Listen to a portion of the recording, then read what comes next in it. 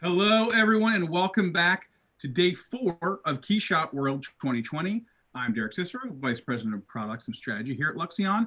Thank you for joining us from wherever you are. We actually looked yesterday, and we have folks from Japan, Hungary, Brazil, New Zealand, Kenya, all over the world watch this live stream, which is just fantastic because you definitely would not all fit in my office. Sorry, it's day 4. I had to mix up a little bit. Okay, thank you everyone again. You can follow on Zoom. You can follow on YouTube Live.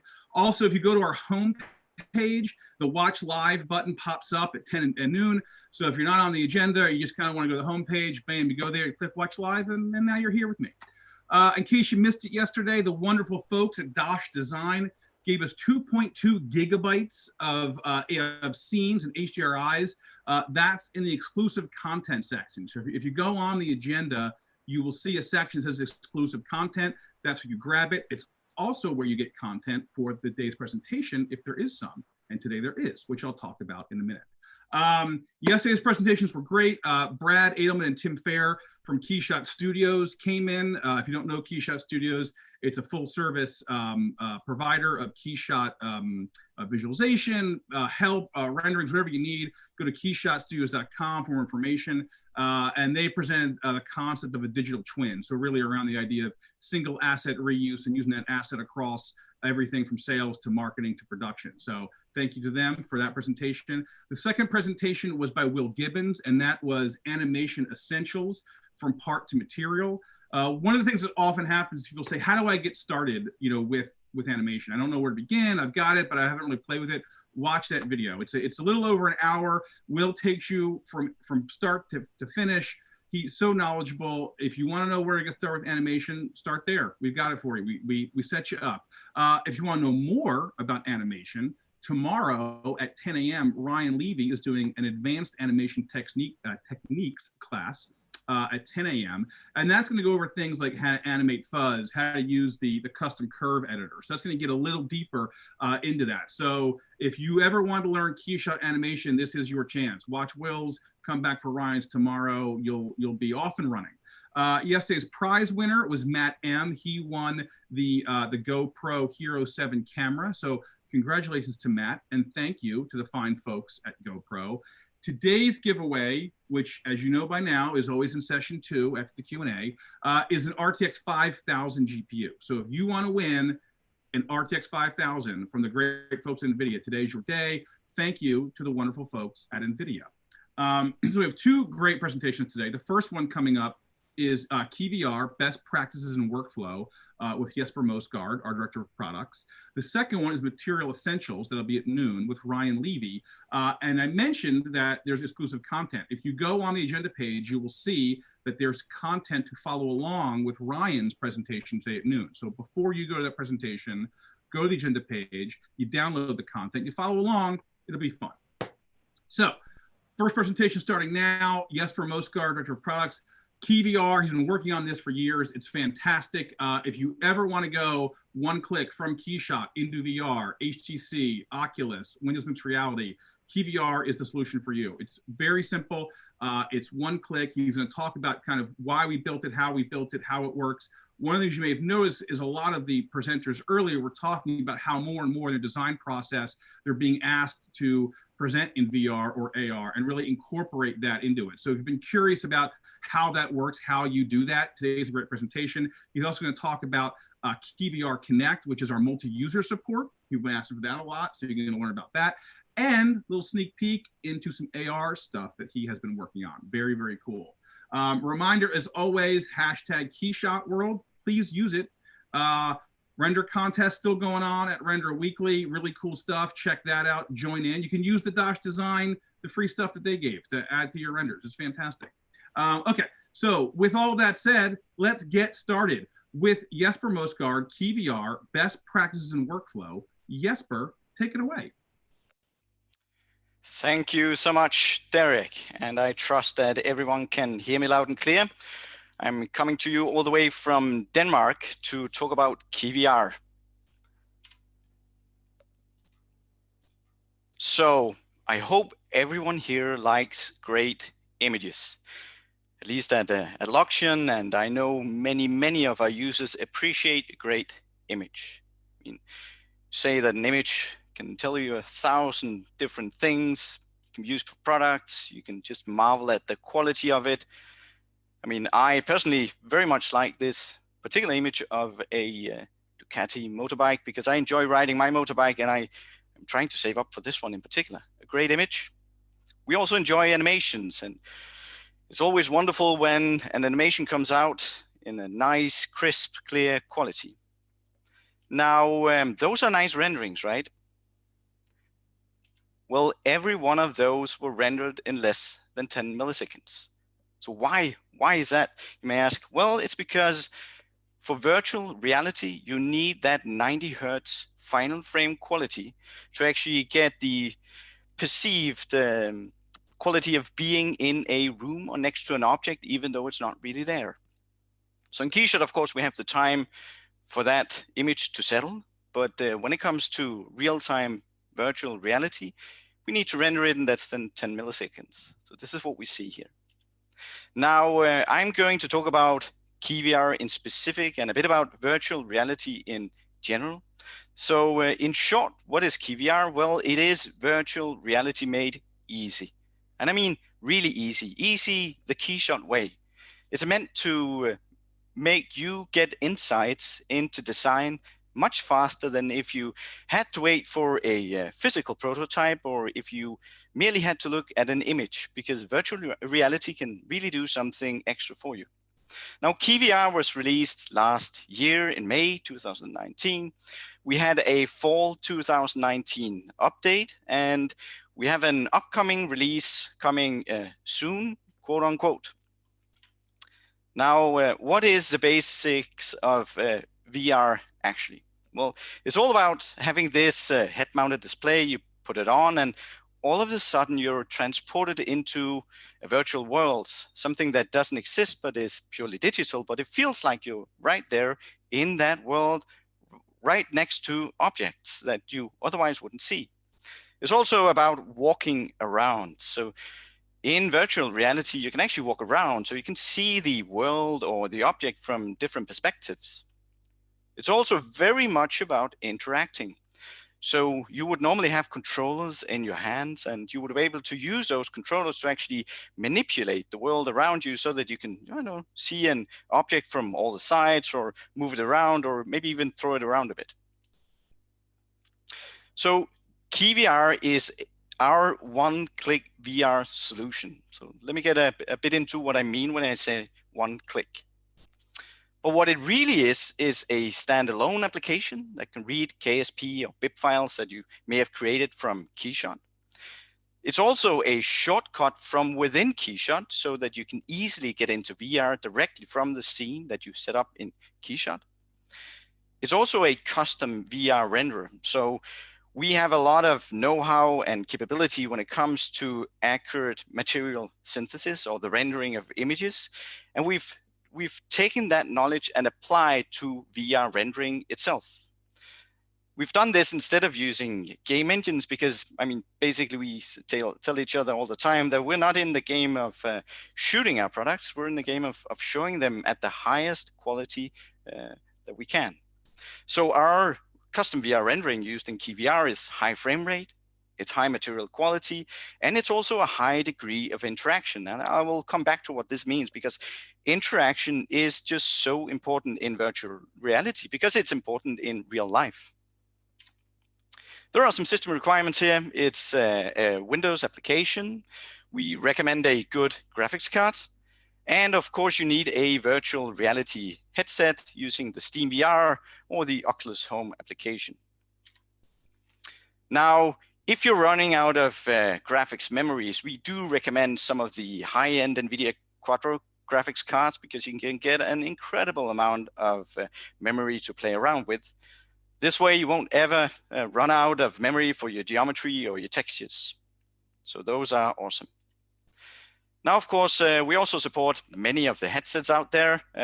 All of those that you can connect to your PC. So could be the Oculus Rift or Oculus Rift S through the Oculus desktop, or many of the headsets that connect to the Steam VR application. So the Valve Index, HTC Vive, also the Vario VH1 VR2.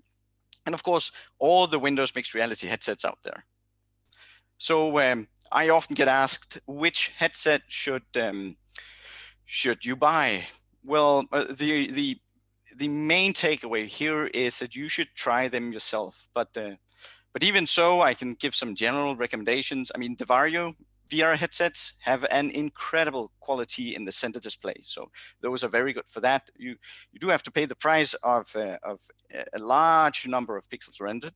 The HTC Vive Pro 2 has an overall great quality for professional use. The Valve Index has a 144 Hertz display, so that's butter smooth. It's like really being there in reality. But I think the one I like the best is the Oculus Rift S, because it's just very convenient to set up. There are no base stations to fiddle around with. So it's just the headset, and it does the tracking by looking out into the world. Now, I said it was one click. So what do I mean? So how easy is KeyVR? Well, we usually say that it's a 3-step process. So you need to prepare your scene in KeyShot, then you click KeyVR, and then you're in the experience. But let me show you what it means. Well, prepare the scene. For those of you familiar with KeyShot, you already know this. You drag and drop your CAD file into KeyShot. We can import anything, 30 different file formats at least.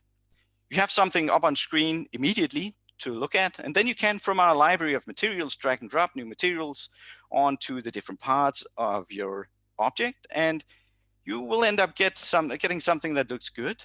Maybe you want to drag and drop an environment as well, just to see what the object would look like in a different environment or design for it. Now comes the tricky part. You need to click KeyVR. So notice down here, there's a button. I'm going to zoom in, click. That's it. Now you're ready to experience. So an application will launch when you go into the, when you click the KeyVR. And now you have a fully interactive rendering running. Now, currently it's running in desktop mode. So you will see there is a button over here. Currently, I didn't attach my VR headset.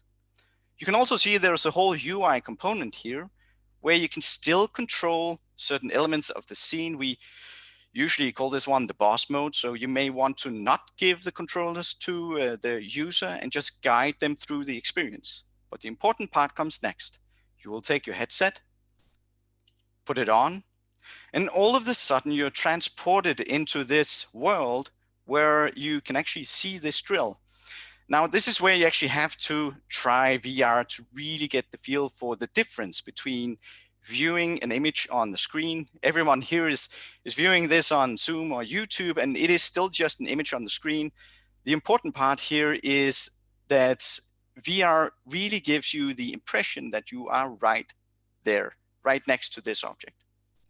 So how do you then build experiences for virtual reality using KeyShot first to set up your scene and then click to go into VR? The way you can do this is to use some of the elements that are available to you in KeyShot. So as you import a model into KeyShot, they will become fill in the scene tree over here, and you can even have different sets of models. You have the model sets where you may want to play around with either variations of the object itself or maybe different kinds of objects in the same setting. So this is one of the things that you can set up in KeyShot, of course. And when you then go into KeyVR with the same scene, then I have two controllers. I can call up my menu, select switch model set, and now I will call up this additional menu, which shows me all the different model sets that were available to me in KeyShot, and they are also available here in KeyVR. So I can call up my chairs here, for example. I can turn it off again and get the next model. I can also do it a bit quicker than going into the menu. I can also just switch here on the trigger button of my controllers to go through the different objects or the different model sets. I can get some additional information by pointing at the object itself. So kind to what you got in the scene tree, so to know what object name, part name, and material is on it. And in KeyVR, you can play around with the physics of objects also. So this is one of the great interactive possibilities in VR. We also have this fine move widget tool where you can turn your object a bit more accurate and move it around a bit more accurate as well. Another very important thing, of course, in KeyShot is all about materials. So you could either use one from the material library, or you can design your own material by going all crazy with the sliders, and you can even set up multi-materials on a single part so that you can showcase different variations of color or finish that you may want to choose between as you're doing your design, or you may want to render out, of course, all the different variations here. This information, the multi-materials on the parts themselves, is also available in KeyVR. So this is now my first person perspective. I'm choosing switch material from our menu. And now as I'm holding my trigger button, I can choose between the different multi-materials to see what they would look like standing next to these very nice sculptures. I can also just click through the materials. I don't need to call up the menu. So there's an ease of use here as well. Environments is really the thing you want to play with if you want your object to really shine, right? So you want to make sure that it showcases the shape of the object. You want to make sure that it basically lights up the scene. And in KeyShot, of course, you can set up different environments. You can experiment with those, either because you want to find the right combination for your image, your digital photo, or maybe because you want to see your design in different environments. What would my design look like inside or outside? And this again is something we can also access when we are in virtual reality. So I'm going up close with these two beautiful, beautiful cars. I'm choosing the switch environment, and I can hold the button in to then choose between the environments you saw were accessible to me in KeyShot as well. Now, as I select through them, what I'm experiencing in VR is a huge difference between the different light environments and what the impact is on the shine of the material. I can even interact with the environment here and rotate it around a bit so that you can see how the environment, the light from the environment really plays on this paint of the cars.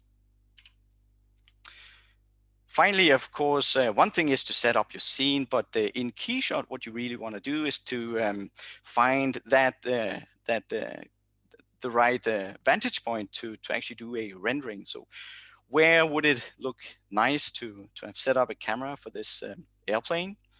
And I have to be honest, I'm not the best at finding any kind of views here, so I'm not sure this is a perfect one, to be honest. But when you go into VR, it's all of a sudden an entirely different thing.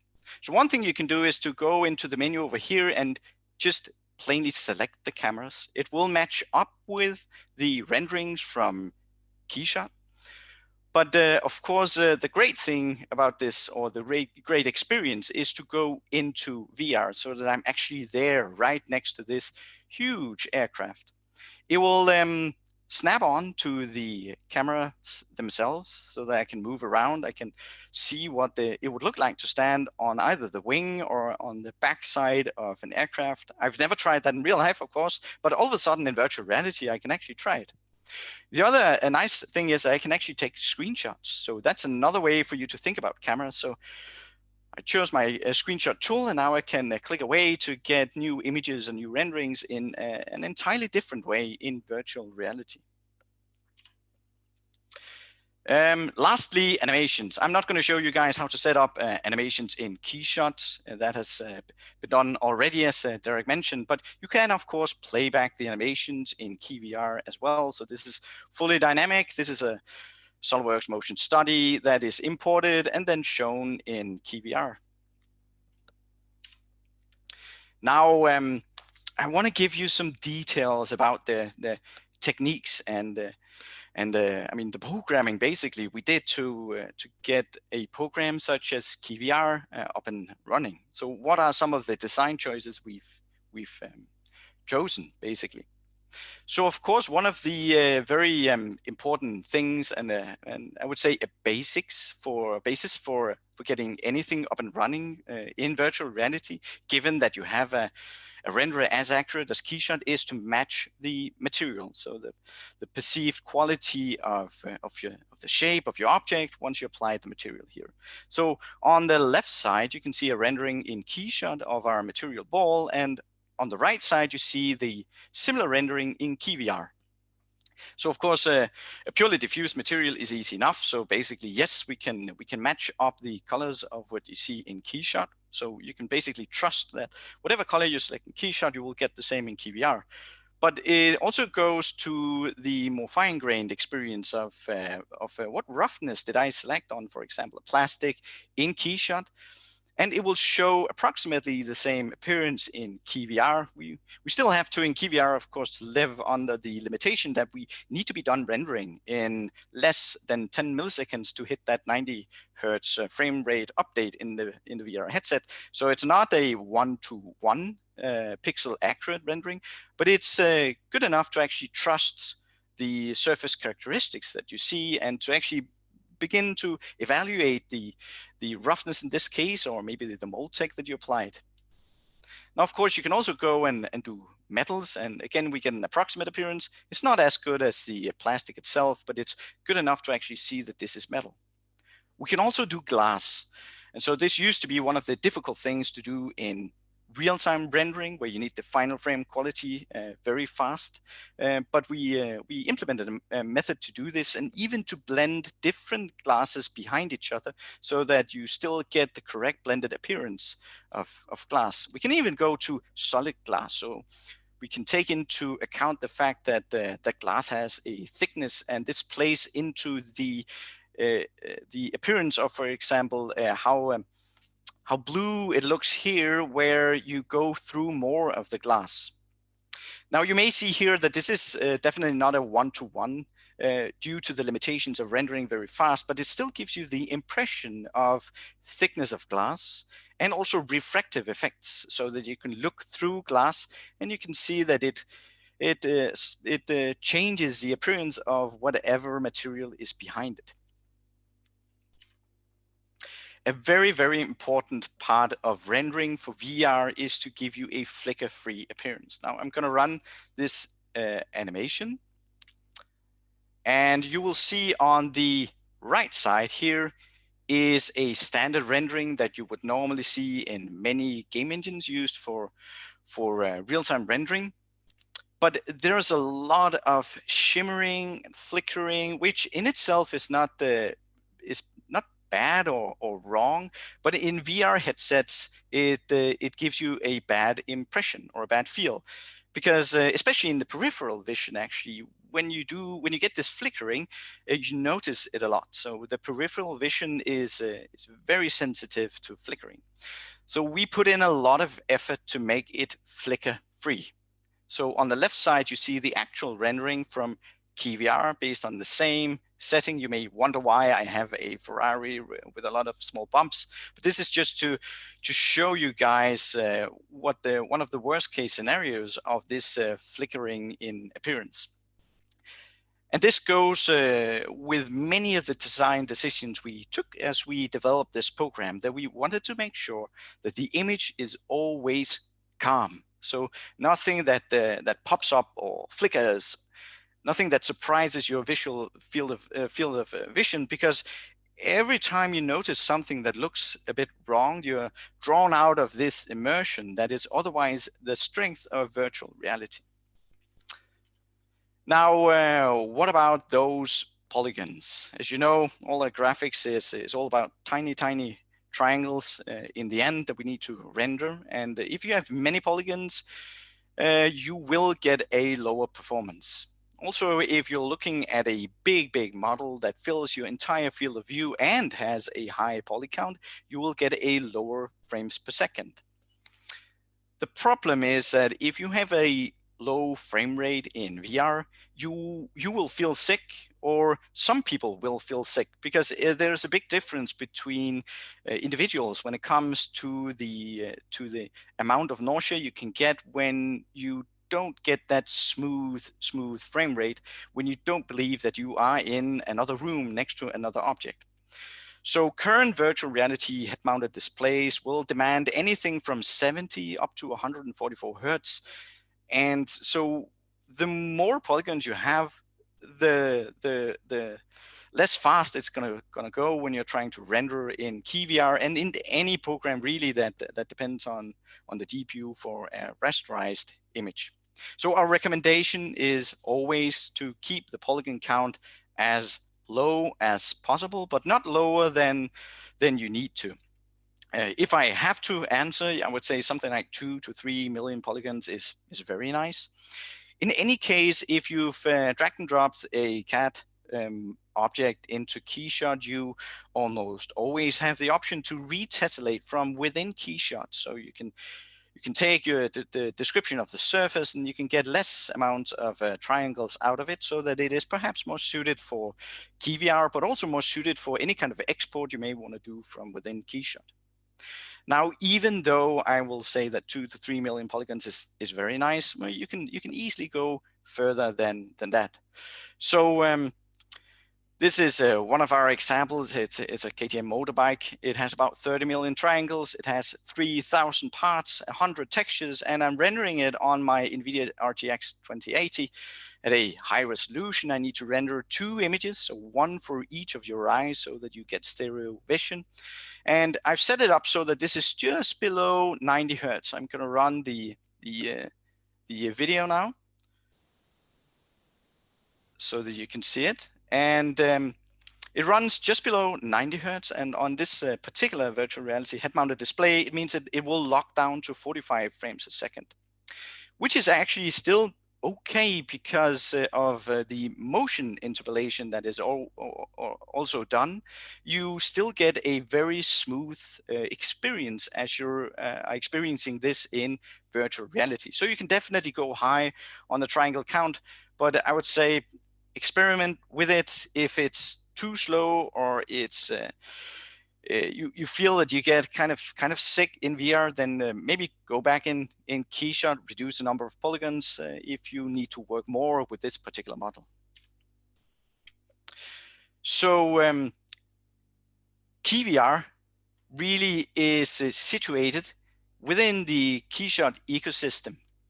It is sometimes we call KeyShot a hub, because once you've prepared your scene in KeyShot, you can do so many things with it. I mean, you can of course render out images and animation. That's a given.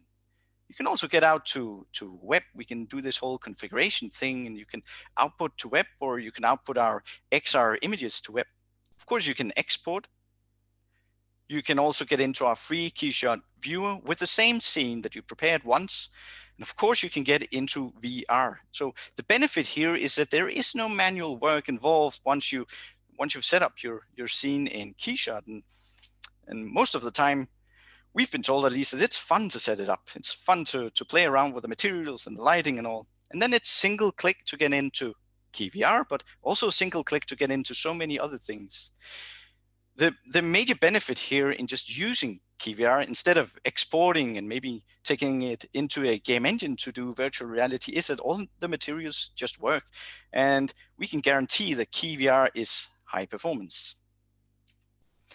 Now, why would you even use virtual reality? Well, it's all about really empowering the designs you can do. It's about empowering the decisions you can do around design. So let me give you a few examples here. So the one great thing that VR can do is to give you the feel of presence. So the feel of being immersed in an environment and trusting that it is real, that I'm actually touching this object, or I'm actually going out on this board and there's a long way down if I fall. That we can see from people using virtual reality that we've cheated the senses, and people really believe they are there, which means that you can make decisions that you would otherwise only be able to make if you actually had the product in your hand. That's a reason we do, clay models of design, or we do 3D print to see the design early on, or other kinds of prototype. And VR definitely fits into that pipeline. Part of that, of course, is to see it before it exists.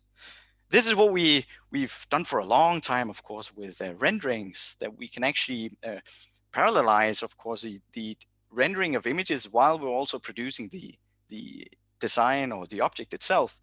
But in virtual reality, you get the same, just that much more strong. So the fact that you actually touch the object before it exists, or you're standing right next to the house before it exists, gives you a strong impression of what it will be like when it's actually there, once it exists.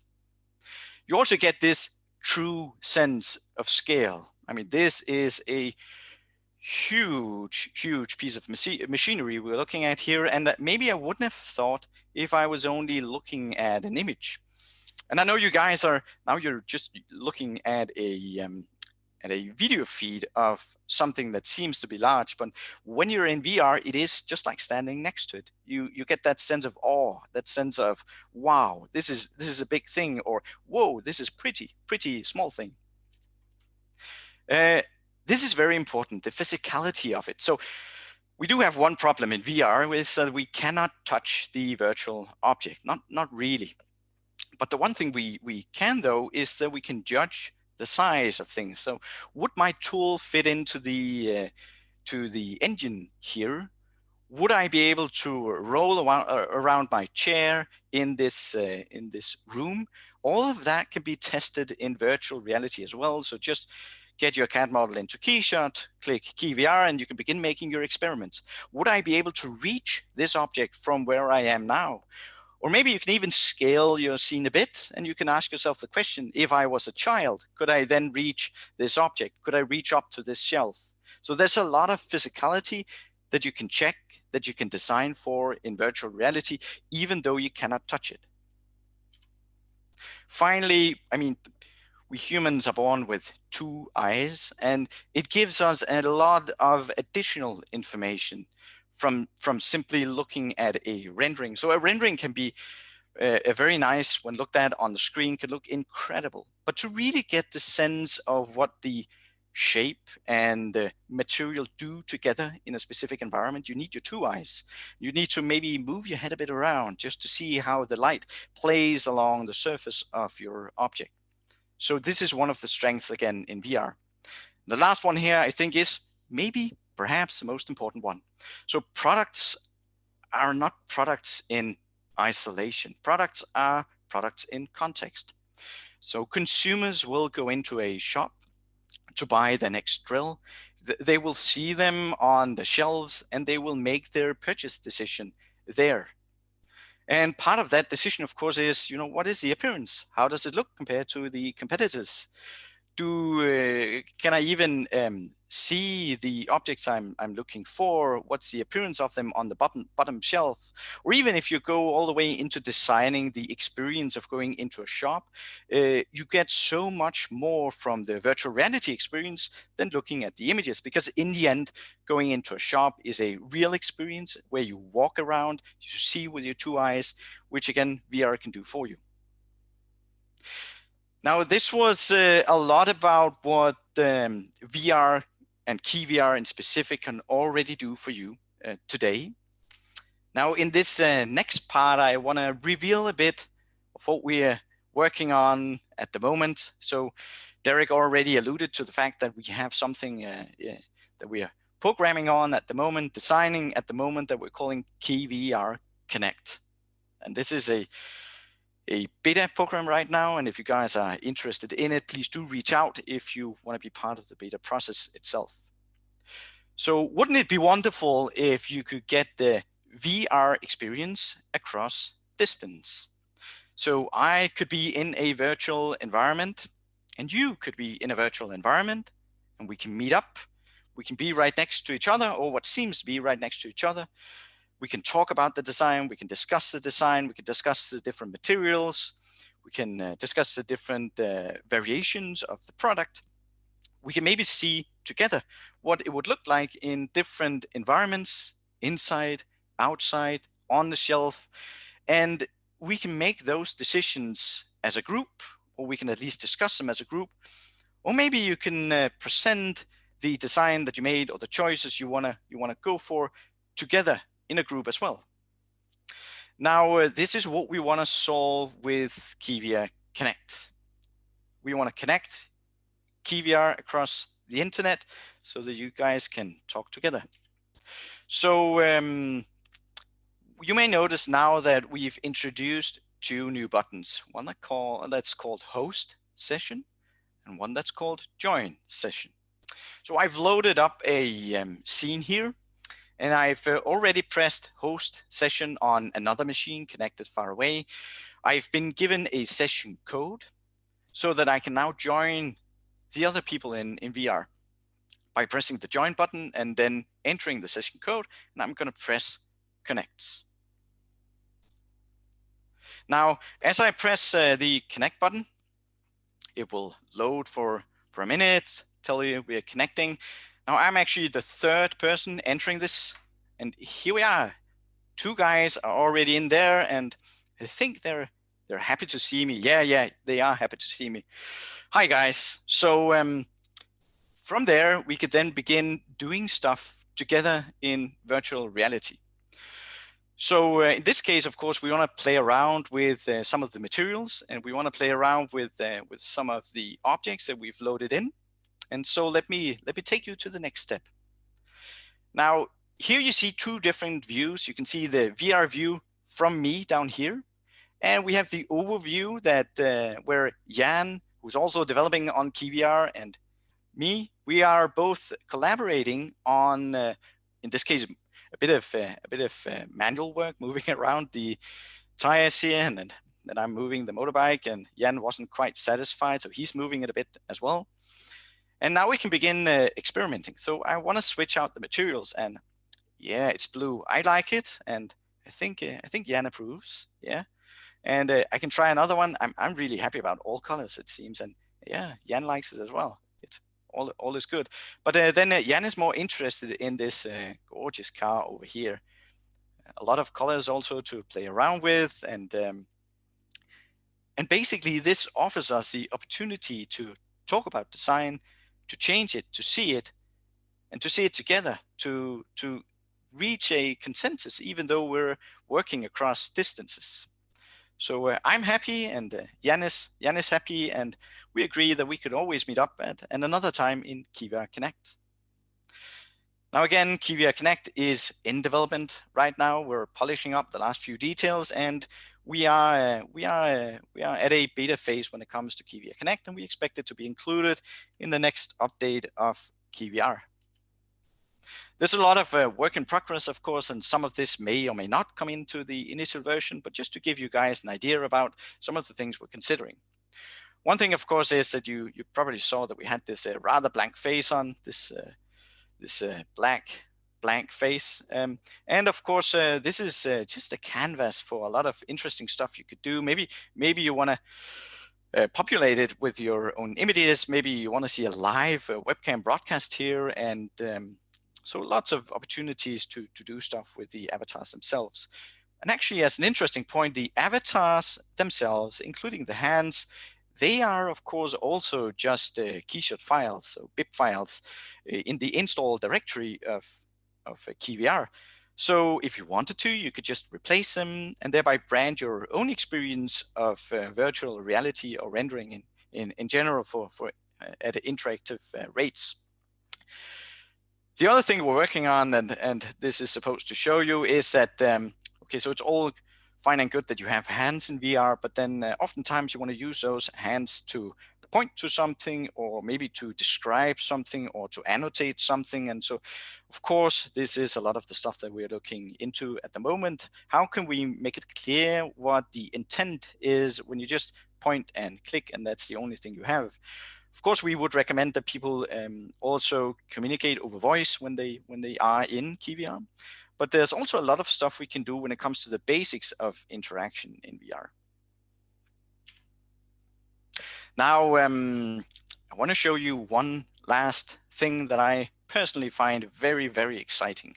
So virtual reality, of course, is being brought into a virtual world where you completely replace the environment that you are already in. But there's also another opportunity called augmented reality, where you simply overlay a bit of digital information on the real world. So we've done some experiments together with NVIDIA as part of their Cloud XR early access program. And so this is completely alpha version. It's not even beta, but I'm going to show it to you anyway. So Cloud XR. What is Cloud XR? Well, it's basically this intermediate step between a rendering on a PC using SteamVR for virtual reality and then a good graphics card. It's a connection between that and then a tablet running Android and specifically something called AR Core that allows the Android tablet to track the environment through the camera. So this is one way to give you the augmented reality without having some kind of headset on. Those headsets exist, but are still in the infancy and not really meant for I think production use yet. But tablets, they're nice. You can just take this tablet and multiple people can share it. And together with KeyVR Connect, this gives you the opportunity to join a session both from a VR perspective and also from an augmented reality perspective. So what would this look like? Well, we did an alpha version, of course. So first up, you're going to see what it looks like running the usual KeyVR application on my PC. So you'll notice that something funny is up with the background. This checkerboard is just to show you guys that we're rendering out the alpha map of this chair. So on the screen itself on the PC, nothing exciting is happening. The exciting part, of course, is that I took my tablet into our living room and I experienced this chair standing right there on the living room, and I can now all of a sudden make design decisions when it comes to how would this look next to my existing furniture. And personally, I think there is a lot of great experiences, great interactive products to still be made using this kind of augmented reality and the Cloud XR platform by NVIDIA. Also, I mean, I like cars, and oh boy, it would be nice if this car all of a sudden was standing there outside my doorway. I can experience it for now in augmented reality, but I mean, who knows? Anyway, it's a very nice car. And this is also part of what you can do with augmented reality. I have to be honest here, the Wi-Fi signal was a bit bad outside my house, so it was a bit of a challenge. And this is also why the car is not in my driveway. If I wanted to do that, of course, I would need to get on to 5G or something. With that said, that was what I wanted to present when it came to KeyVR. So the current use, the current best practices for workflow. And basically, I could have given this talk in a very short amount of time because it is all about clicking that button in your existing scene and you're there, you are in VR. But still, I like to show a lot of the images and the work that we put into it and also part of the future of KeyVR. With that, please come with your questions. Well, thank you so much, Jesper. That was fantastic. One thing, if you don't mind, do you mind going back to your slides? Some folks came in a little later that were showing the different hardware that KeyVR currently works with. Some folks had questions on the different hardware that works currently. Excuse me. One person's asking about the ability to export a 360 image from KeyShot and view it in a VR headset. That actually is a separate product that we have inside of KeyShot, the ability to basically kind of do a full kind of 360 rendering out that you could view. This is interactive is the kind of difference between what KeyShot used to be able to do and what KeyVR does today. One gentleman's asking about NVIDIA having the studio and the game drivers. Is there anything with regard to studio drivers versus game drivers and the performance in VR? Do you know anything about kind of how NVIDIA is optimizing those for things like VR? So I know that NVIDIA are putting a great deal of effort into the studio drivers and also into the whole Quadro line of their GPUs to make sure that it works robustly at all points in time. But we also have great success with the game drivers and the gaming GPUs. They work marvelously well as well. So it's up to you. Try it. One person's asking if objects can be snapped to each other. So as you're going through and obviously you're dropping things in a room, if it can sort of hit the floor, or a collision detection and basic gravity. I don't recall if you had gone through that in the presentation. So we don't as such have a snapping of objects. It's definitely a thing we're considering for future development. But the thing we do have, though, is that we have this physics system where you can throw around your objects and they will collide with the other objects, so that if you are taking your chair and throwing it around, it will land on the surface of the floor. So that's not really snapping, but it's still something that restricts the movements. And the other thing I showed was this fine move widget, which is our first step in giving a more accurate movement, so that you can actually move in a plane, or you can rotate only, because it's true, it is difficult to take the controllers and then moving things or aligning things in VR. And you obviously had showed kind of how the material and environment sort of menu that popped up in VR was customized. Can you speak a bit about how those options appear in VR? Yes, so basically all the options you have in VR are derived from whatever you set up in KeyShot. So if you've set up multiple environments, you get those in KeyVR. If you've set up multi-materials and you point to the part where you want to change the material, then those are the options you get. So it's not customized as such. It's simply showing you what you already set up in the scene from within KeyShot. Great. What are the plans to support USDZ and Apple AR Kit? So USD in itself is a file format that at one point you may want to be able to, or you might be able to export from KeyShot. USD is not required to get into KeyVR. Then that's a direct connection between KeyShot and KeyVR. If you want to do augmented reality based on USD, then of course you want to end up in that file format. But we are working on also being able to bring to you augmented reality the easy way, where you don't need to export out. Yes, I will say for folks that do want to do Apple AR Kit, there are ways to essentially convert files directly to USD. So you can export from KeyShot, convert to USD, and then go to AR Kit. So it'd be an extra step in there, but not natively today. And so one of the main questions people are asking is timelines. When could they potentially get on a beta? Can you speak to any specific timelines? So, I mean, the beta we would be rolling out in the following weeks. So now is a very good time to get in touch, either with your sales representative or find a contact on the KeyShot website. So now would be a good time to get in touch. Yes, and so I will also plug, if you're curious about trying VR, if you have the hardware and want to try KeyVR, you can contact your sales rep and they can set you up with a trial. And then and will the beta be released on the forum as our other betas have been, Jesper? Oh, that decision has not been made yet. So I wouldn't say much about that yet. Okay.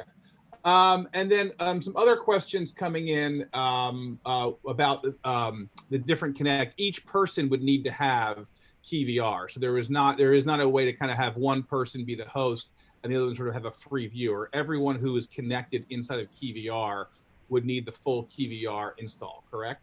That is absolutely correct.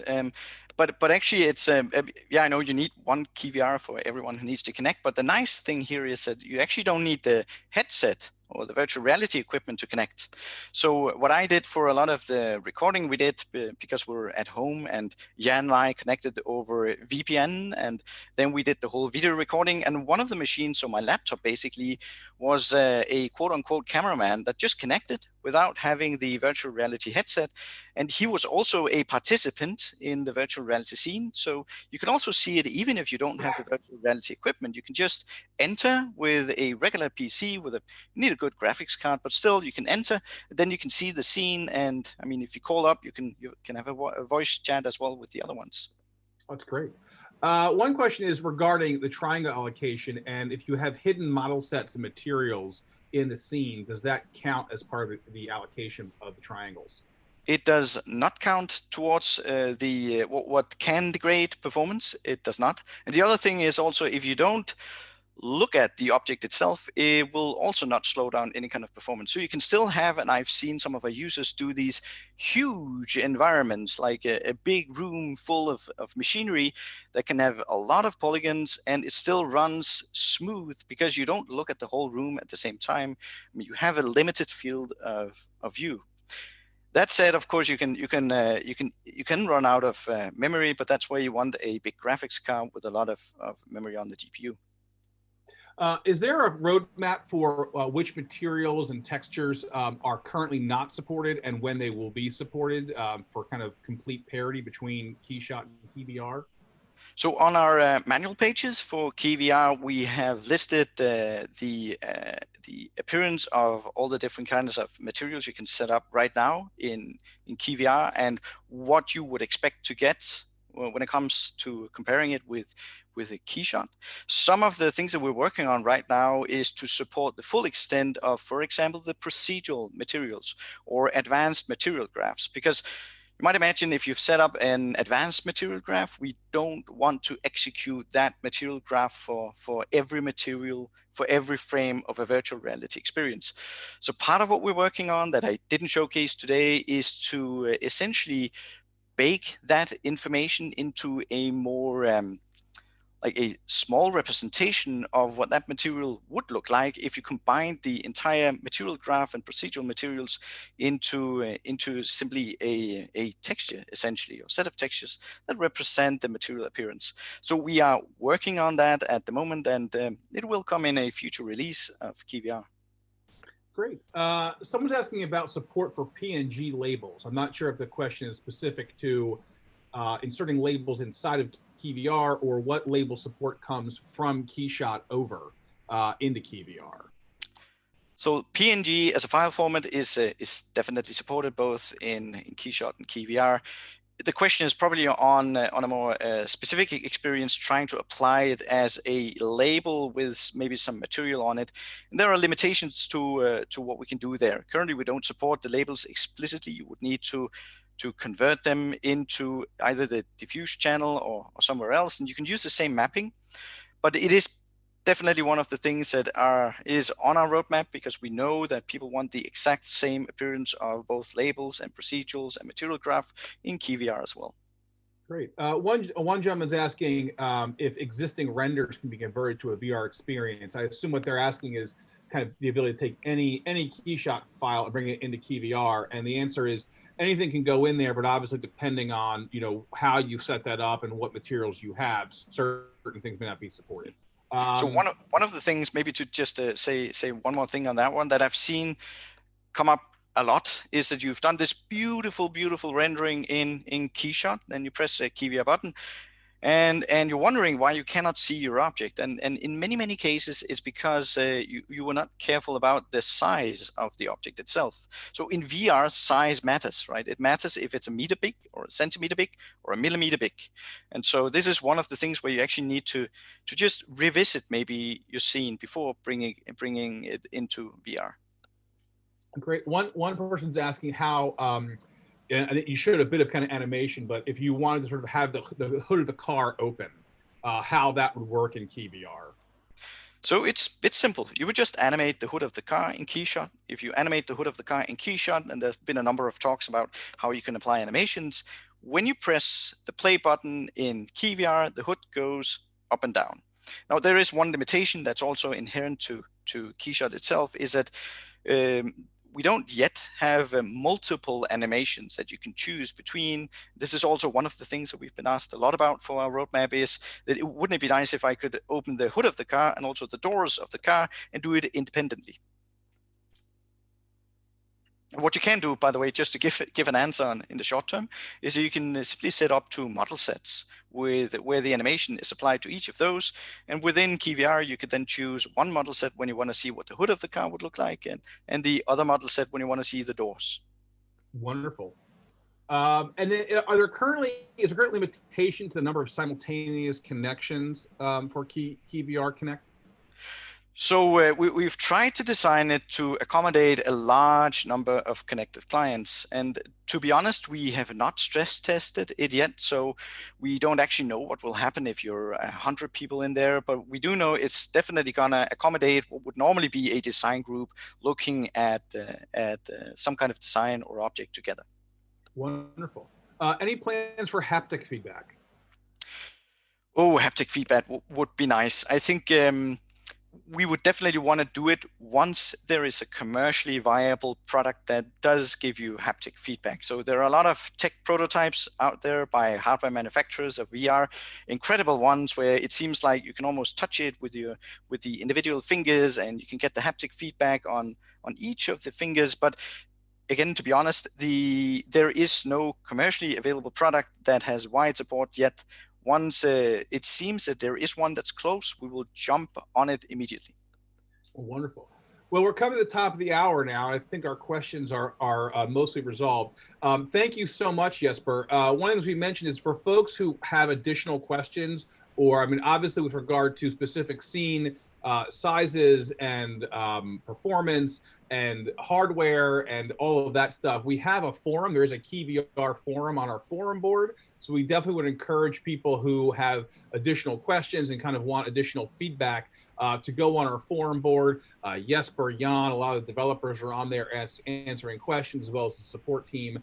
So that's a great place to get more information. Again, if you're curious about trying KeyVR, please go to your sales rep, and they can definitely help you out and get you set up on a trial version of it. I want to thank Jesper again for coming today. Reminder, our second session today, Materials Essentials, Interface and Usage with Ryan Levy, will be at noon today. So for folks who want to learn more about materials, you can do that. And reminder, there is some content you can download to follow along. Jesper, any parting words for us here? I just say, you know, as long as everyone needs to be inside, get into VR and experience. Wonderful. Well, thank you again. Thank you, everyone, for joining us, and we'll see you in about an hour here at noon time Pacific. Thank you so much.